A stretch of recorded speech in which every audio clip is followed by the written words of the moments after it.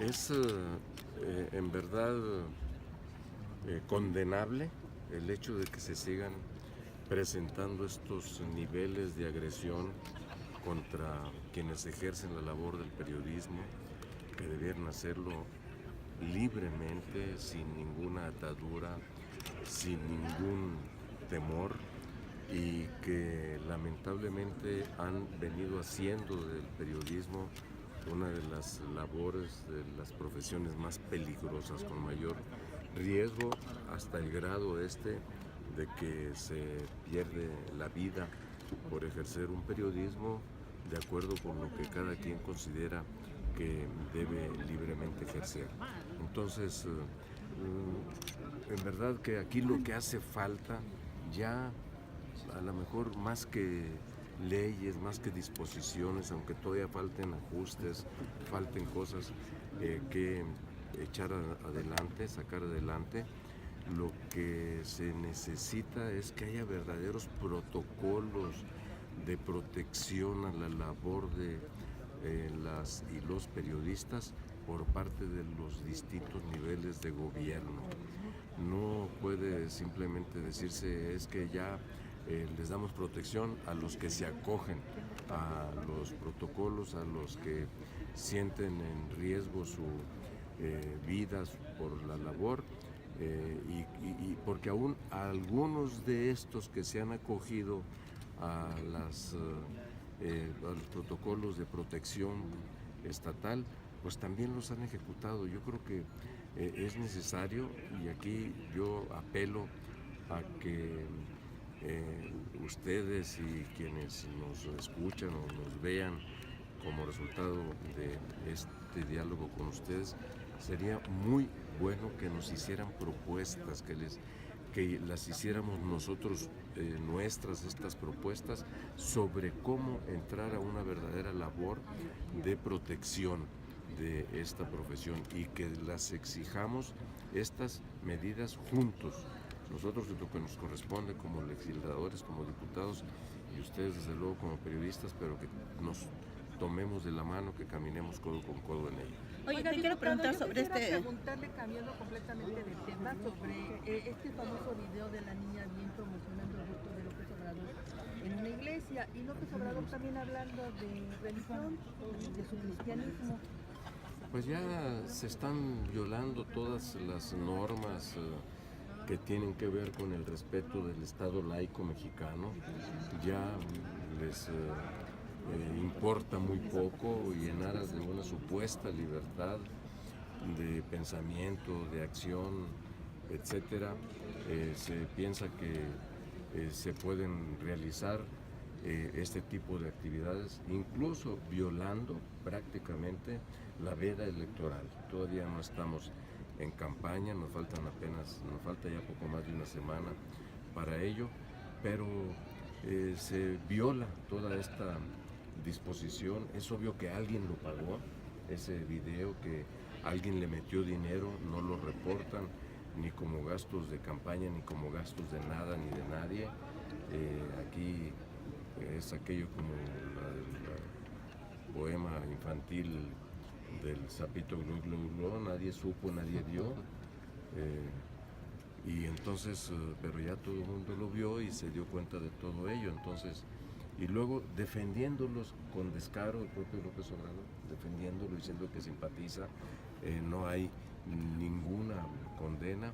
No solo eso, sino que pues ya se aparece como un pastor religioso en sus discursos, en sus entrevistas, hablando de Jesucristo y de todo esto.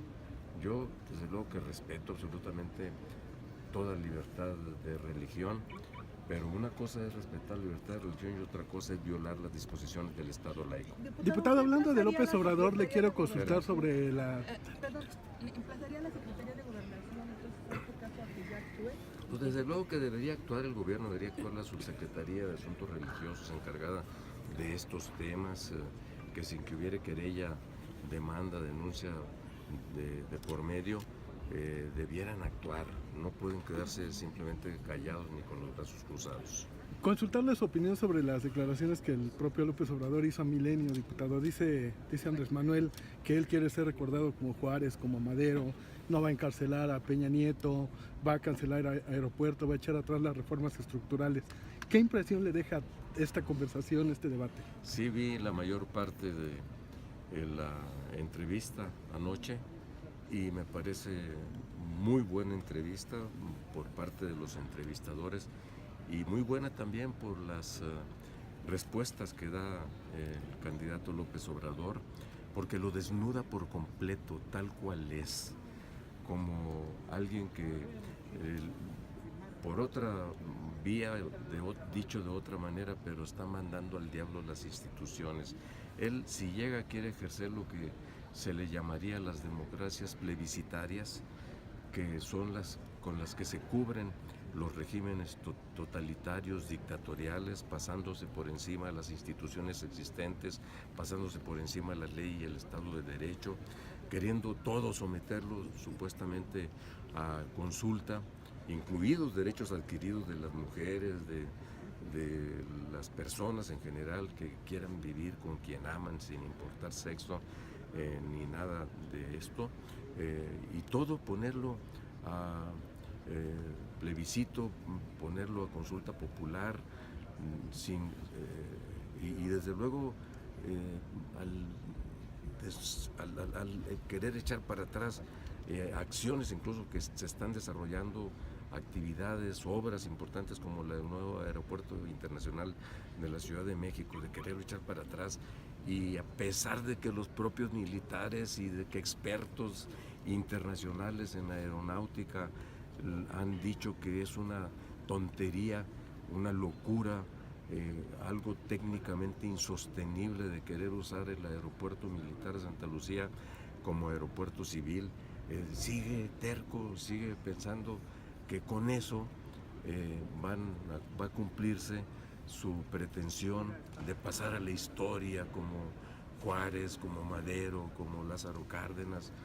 Pues me parece en verdad una demostración clara de que está viviendo en otro mundo, o más bien de que quiere llevar a México a un siglo atrás, todavía cuando dice incluso que quiere gobernar con la Constitución de 1917, como si México no hubiera cambiado en más de un siglo, o peor aún, cuando habla de la llamada Constitución moral. Pues no, vamos, me parece excelente la entrevista porque lo desnuda por completo tal cual es, para que se empiece a ver de qué calidad son las propuestas que cada quien tiene y que la gente también deje de estar siendo engañada por alguien que se dice salvador de la patria. Jesús, precisamente de esto, que puede ser un engaño, un gancho para que la gente diga, no, pues sí nos va a beneficiar, y finalmente pues sabemos que cualquier presidente llega con las manos atadas ante los poderes políticos y económicos, no es tan fácil. Y también preguntarte de este ruido que está metiendo un poco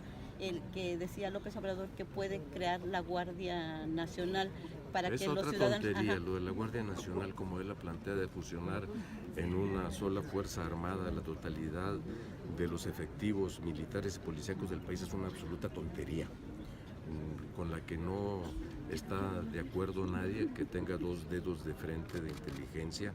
Los propios militares o las propias fuerzas policíacas dicen es una tontería. Otra cosa es buscar esquemas de coordinación efectivas entre las fuerzas militares y las fuerzas policíacas del orden civil. Aunque está contemplado en la Constitución, ¿no? El 31, 35, hablan sobre la creación de estas guardias, sin embargo, podríamos caer como lo que ha sucedido con los comunitarios. Pero lo que pasa es que está contemplado como un concepto, y a la hora de entrar a ver cómo podría funcionar esto, él dice fusionarlos en un solo esquema, en una sola policía. Eso puede funcionar a lo mejor en otros países, pero en un país como el nuestro definitivamente no. Así. Yo quisiera preguntarle sobre si no existe preocupación por parte de ustedes en este posible robo de datos de los mexicanos y que pudieran influir en la decisión y en su decisión para saber por quién votar. ¿No alertarían al INE o le harían un llamado? Por supuesto que hay preocupación, como la tienen millones de personas que son usuarios directos y asiduos consumidores y usuarios mismos de las redes sociales, particularmente de Facebook, y desde luego que es condenable, violando toda regulación, toda ley, toda normatividad, tanto internacional como legal, lo de la protección de los datos personales, se haya dispuesto de esta manera de millones y millones de datos con el único propósito de buscar engañar a la sociedad, de buscar influir en sus estados de ánimo más profundos y buscar orientar el voto. Entonces, ¿qué tipo de democracia estamos viviendo? ¿Qué tipo de democracia quieren que estemos? El INE debe pronunciarse claramente y debe no solamente decir que no, ellos no han hecho ningún compromiso y que no tienen elementos para decir que se esté pensando en utilizar en México esta herramienta para influir en las decisiones de los votantes, pero si los propios empresarios y los especialistas que han dado a conocer la noticia hablan claramente de que en México también se han utilizado esas bases de datos para influir en decisiones electorales. Pero sería conveniente en este sentido que el presidente del INE le rindiera cuentas a la Cámara de Diputados, al Senado, no sé, a las instancias. Yo creo que debe dar una explicación amplia y suficiente el presidente del INE, Lorenzo Córdoba. No lo podemos nosotros convocar a comparecer porque ellos no están constitucionalmente en esa tesitura, pero sería muy bueno que aquí, ante la representación popular del país, el presidente del INE pudiera venir en un encuentro, una reunión de trabajo, un encuentro amistoso, cordial, respetuoso, desde aquí dar una explicación amplia de lo que ha pasado en el país y de por qué, en todo caso, debiéramos estar tranquilos porque no se van a usar esas bases de datos para manipular la conciencia del electorado. Pero él dice que es una investida en su contra precisamente por este contrato, este acuerdo que firmaron con Facebook. Ellos han hecho cosas como ese contrato del que nunca se supo hasta que alguien lo denunció, lo dio a conocer públicamente, en lugar de que ellos hubieran dado a conocer la firma de ese contrato que hasta ahora no se sabe exactamente en qué consiste. Entonces, eso es una cosa. Otra, yo no voy a meter a descalificar al INE ni a retirarle el voto de confianza que requieren tener las instituciones electorales. Y no salir, por cierto, como anoche mismo López Obrador, prácticamente diciendo, bueno, pues no son confiables, confiaré si gano, si no gano fue porque me hicieron fraude. Y entonces ya ahí me voy. Diputado, ya para terminar, yo le quiero insistir sobre esta cuestión del aeropuerto. La AIP pide que se mantengan los contratos, Andrés Manuel quiere la revisión de los mismos, pero el frente, ¿qué postura tiene? A ver, nosotros estamos a favor ¿Qué riesgo hay de que en efecto nosotros sea estamos una a mala favor, obra? desde luego, de la construcción del nuevo aeropuerto internacional de la Ciudad de México.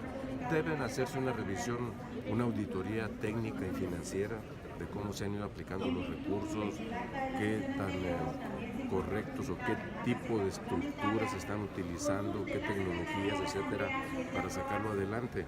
Hay que revisar todo, ahí hay recursos federales y entonces la Auditoría Superior de la Federación tiene que estar vigilando su aplicación. Es una responsabilidad de la auditoría y una responsabilidad de la Cámara de Diputados. Y que se castigue en todo caso a quienes estén violando disposiciones legales, que no estén aplicando adecuadamente los recursos o que no estén haciendo uso de la tecnología, de todos los elementos de ingeniería y de arquitectura que se requieran y que no hayan logrado contratos por la vía de la corrupción, del soborno. A esos mantenérsela, pero a los que no, hay claramente ya sanciones para eso, a retirarles los contratos, de hacer de nueva cuenta licitaciones que cumplan con todas las disposiciones de ley.